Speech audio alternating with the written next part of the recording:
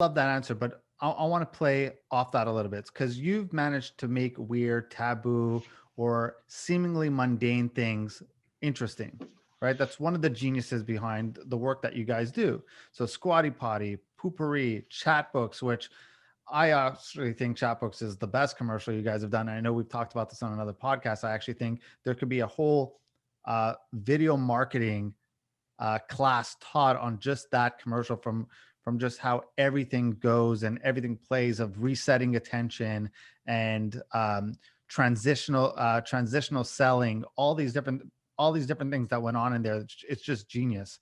um, Thank you. so I mean, like, you managed to make all those things seem interesting. So what's the recipe in doing that? Because I'm sure like the listeners who are like, okay, cool, I get it, I need to be more brand, I need to put out more funny, but what I do isn't entertaining or fun. So when we did Poopery, it was interesting because they, if I remember correctly, before our campaign launched, they were on track to do about $7 million that year. That was 2013, if my memory serves correctly. Was this? A- Yeah, sorry, go. And they had kind of this love group, mostly women who had found the product and they loved the product. But they were so embarrassed to talk about it. And so they would hide it in their purse. They would hide it, under the bathroom counter, anything to avoid having a conversation about it. And so when we went into that campaign, we started asking ourselves, how can we make it safe for people to talk about Poopery? Because it's obviously a great product. It works. It's benefiting people in enormous ways. How do we get people to openly talk about that? Because when you have something that awesome, people need to talk about it. And so the idea was that if we could find the last person on earth who would talk about poo stink and make poo jokes, and then if we could make it okay for that person, then the idea was that it would then become okay for you and me. And that's why we ended up developing that character that is kind of this proper, posh, almost aristocratic British woman.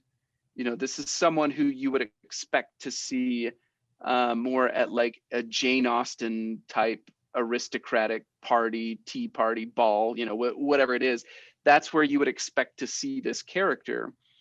And then we're going to take that character and we're going to put her in this position where she's talking about her poo stink, and she's going to be bold in talking about it, but she's also going to joke about it and make it light and make it not a big deal.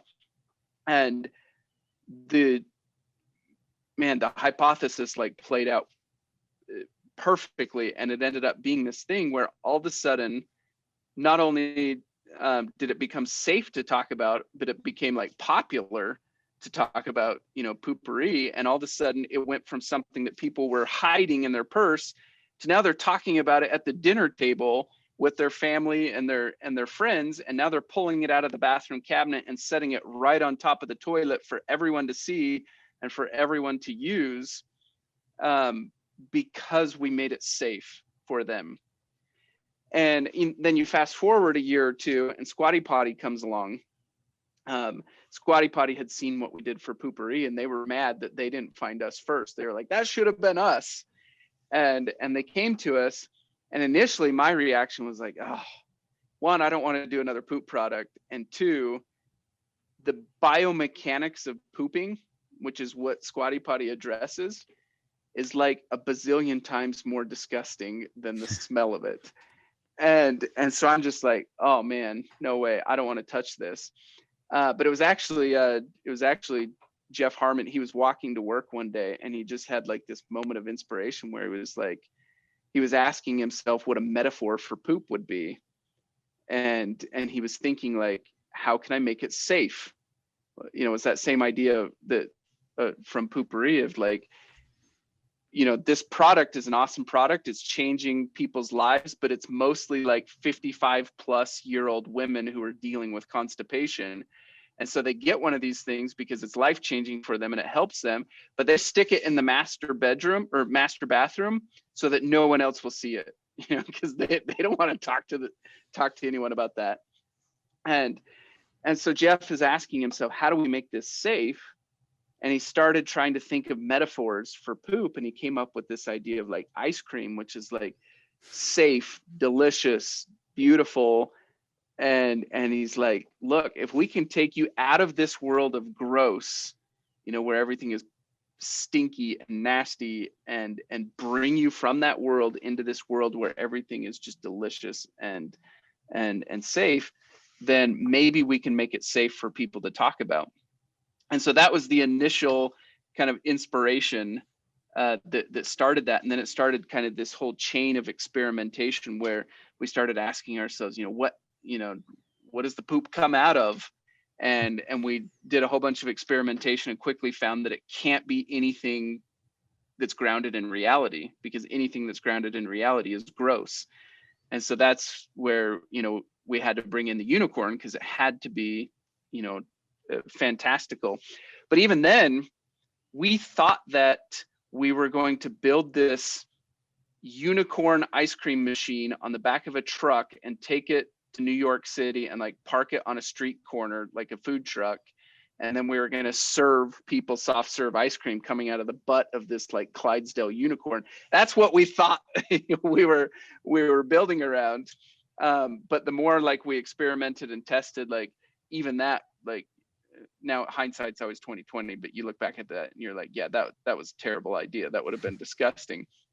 But one of our writers, Dave Vance, came up with this idea of, well, what if the spokesperson is this prince, so that then we can, take you even further out of reality. We can put you into fairy tale land, and then that's where the castle and make believe land all came in to, and the end result ended up being this thing where your ears are hearing all of these like terribly disgusting things, but everything your eyes see is removing you from reality. It's putting you into a safe space, making it, desirable, if you will.